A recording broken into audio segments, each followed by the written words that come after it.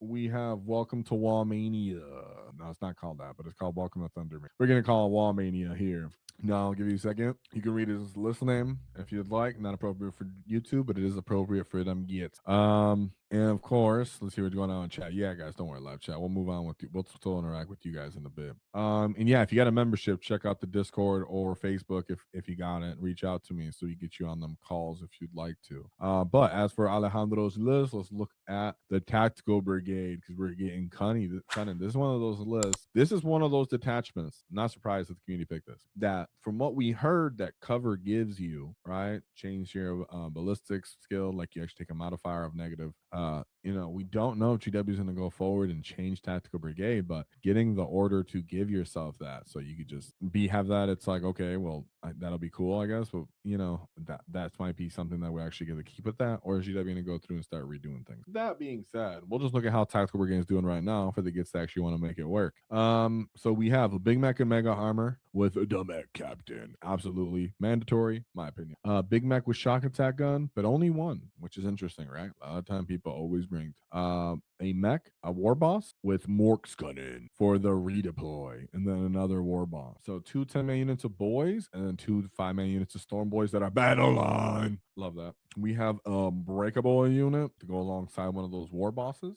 10-man unit of flash kits for the mech captain. A Gorkana. Hey, now if you're wondering what's happening here, I can't explain. I do have an idea, thanks to Mark Perry, because we talked about this a while ago, but I'll come back to that. We have two minimum size unit of Gretchen, followed by a 10-man unit of commandos with a 10-man unit of Deluas, a 10-man unit of knobs for the other war boss, and then a 3-man unit of war bikers with 2 trucks. So he brought the 10-man knob unit, which we haven't seen in a very. So instead of bringing a bunch of 10-man units of beast snagger boys and stuff like that, he went straight to breaker boys, straight to knobs. What I really appreciate is in this detachment, the knobs can actually have access to getting +1 strength on top of their +1 strength from the wall, so they get up to strength 11. So if you're really just trying to deal with strength 10 T10 options, or if you're trying to deal with T5 infantry, if you're trying to do that, or even chip down T11, you also have access to sustain still here, or lethal with the strat CP, but you still have the breaker boys on deck to assist and pop in one of those units.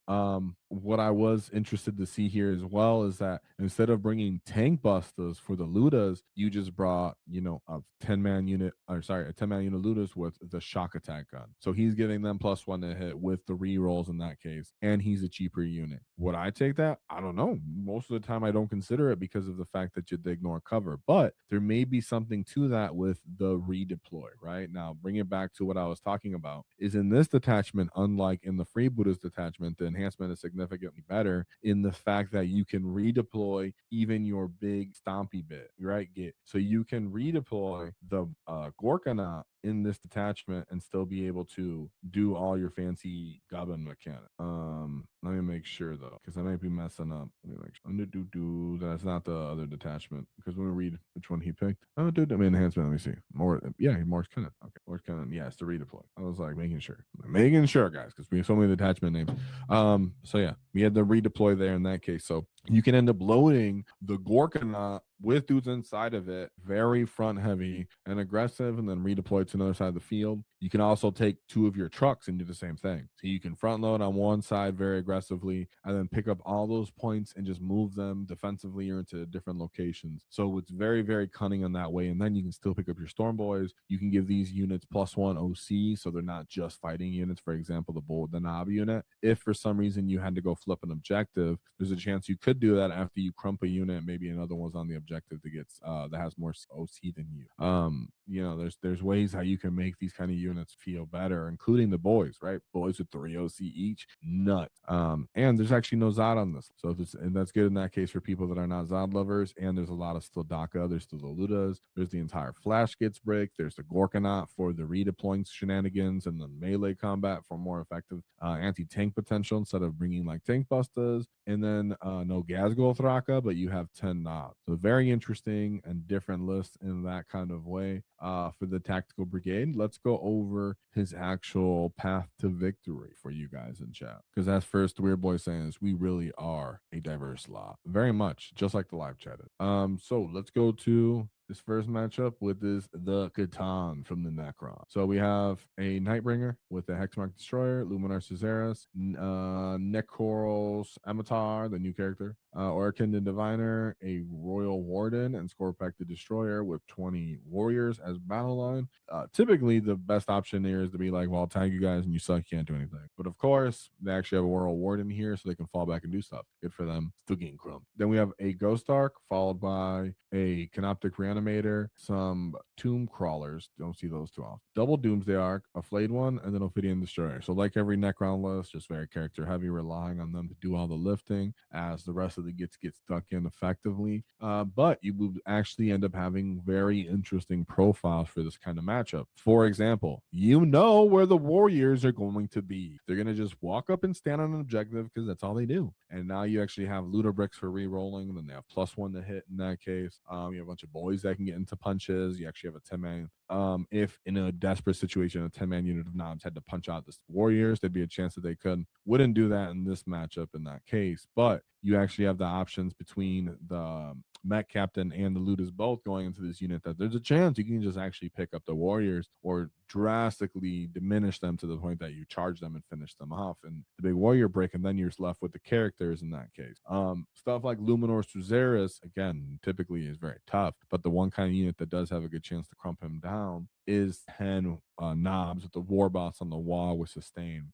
So there are units now. You actually have options to bring these things down. Again, you actually have some OC play on the units that you have, and at the end of the day, you still have a big old Gorgonaut. Now the Gorgonaut's very unreliable, right? We know it's unreliable. You can give you some reroll charges as an orders from them though, and he has strength 6 punches that will help deal with some of these, like a Nightbringer that if they get through in the attacks, kind of more support, or you can just go through and bully some of the more elite infantry, try to get into a fight with Amatar because you're actually tough enough to endure his punches. You know, you do have to be somewhat respectable of a Doomsday Arc, but on the WAAAGH turn, you just kind of got to let things go, and they're not really that reliable as platform. Very cool for his first game, and his list just oddly has good tools into a lot of these things. As we've always said, of course, the Flash gets compile lethal and help bring down the Nightbringer too, stuff like that. So then we move into a second matchup, which was for the Chaos. So the Demon Incursion, which is good, right? Here's what's good about this is that we already know as orcs what of our detachments are good into this kind of matchup. And a lot of the time, our most favorite ones are, like Warhorde, for example. Typically, you would consider that a favorite matchup because I'm going to run into you and run you over, very effective combos into anti-infantry. In this case, instead of bringing gas and stuff, you kind of look and tank bombs, other different kind of units that you would think would be help you one-shot maybe demons in your head on or Math Hammer. In this case, you brought different weapons, different kind of units, different combinations in this list, and you're still able to deal with what was considered an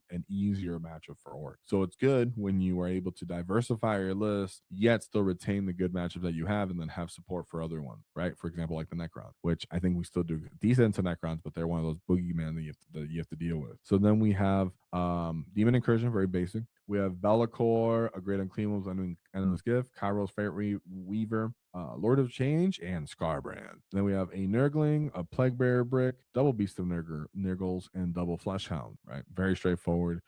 This is one of those cases, as I said, where, hey, now that you're getting +2 strength on your knobs, they can actually punch a greater demon, right? Not the great unclean one, but you can punch the other one, especially with strat support. And for the greater clean ones, they can just stand on objectives and have to still take those damage. Of course, you have Be'lakor for help getting in the way, and he's still going to put up a fight. Sorry, some of the turns kind of close some of these, but you still have Met Captain on deck to help counter demons very, very hard when it comes to their small infantry support units, where a Beast of Nurgle could be kind of a problematic unit, but you can just kind of on the side just murk the Beast of Nurgle with some kind of fire support and not really worry about it as you get into position for killing the greater demons when they're utilizing their big Be'lakor buff. You can Luda's good at killing Fleshhounds, for example. You have good Overwatch options for when these units are moving around as you stage up with your infantry countercharging units, and then boys for scout for getting close up and getting your skirmishes, flipping objectives, sticking them. So now the demons have to actually actually come and get on them and not just shoot them off.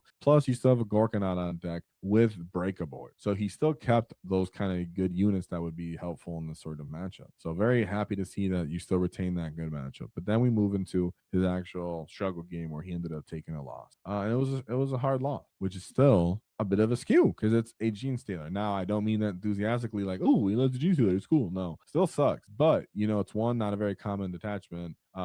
Faction. And two, you're not always going to see this style. So we have a Benefactor, double biophages, a Jackal, Locust, Primus, and Reductus Saboteur. We have a 10-man unit of Hand Flamers, hybrids, some more hybrids as a 20-man unit, and then we have two of those 20-man units with a 10-man unit, another after that, a Goliath, a double 5-man unit of Aberrant with some Achilles Ridge Runners, some Adelan Jack, a Goliath Rock Grinder, a 10-man unit of Metamorphs, and then two 5-man units of Genestealers. So what's surprising in this one was that that in this case it's maybe because you have one tool for almost every situation that's really good into it, is that you didn't have the redundant tools into killing all of these, right? So the 10 Ludas might be good into killing one of these bricks, but then they come back to life and you still have other 10-man bricks that are fighting around the field. And then they too have some good counter punching, elite infantry kind of things. And now you can sometimes get good results with your Breaker Boys, but Breaker Boys aren't exactly anti-elite or anti-infantry units with their low volume of punches. And then he did have commandos, so pure trains kind of might end up taking out our mandos in those little skirmishes. So a little bit of board control state, no real good target for a big point investment, yet soft profile like 10 knob, right? 10 knobs typically is kind of soft, even with the war boss, meaning that if you don't have something to get a good points trade there of this costs 210 points just for 10 knobs plus 75 for the war boss, and then whatever truck support they took to get there, hey, I need to hit something that's 300 points to get some kind of point efficiency here. And in this case, there's nothing on the Tyranid list, or I mean Tyranid, Genestealer list that's really going to pay off like that in that case.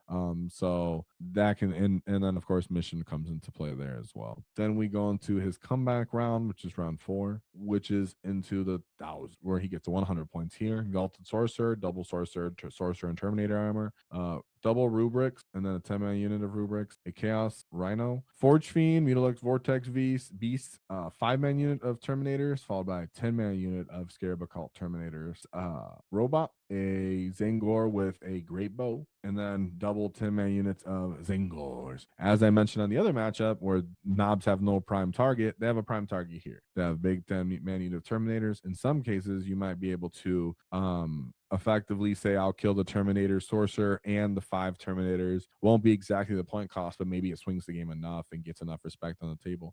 In this case, you do have the tools of combined arms into these kind of lists where you're like, okay, I got to pop one of these Mutilix Vortex Beasts, maybe at range with my Flash Get Mob, then I can move into position with counter charging. I get in some skirmishes with my boys versus Angors, come out on top with my wall on that one, get into enough fights, good overwatches with Ludas into rubrics, boom, you're cooking. Unlike the last matchup where it's like no good targets inside everything. Really cool to see that come back from that with a 100-point win. And then we go into his last matchup, which was another demon list. As we said, we like to see when we have the redundant strength into what our favorable matchups should be, even if we change the flavor profile, archetypes, or builds of our list, which is what he did. Very innovative of him, by the way. So we have the Chaos Demons, Be'lakor, Great Unclean One, Kairos, Radagast, Shalix, Hellblade, Bane, and then Scarbrand, a Beast of Nurgle, and then some Flesh Hounds. Boom. Very straightforward.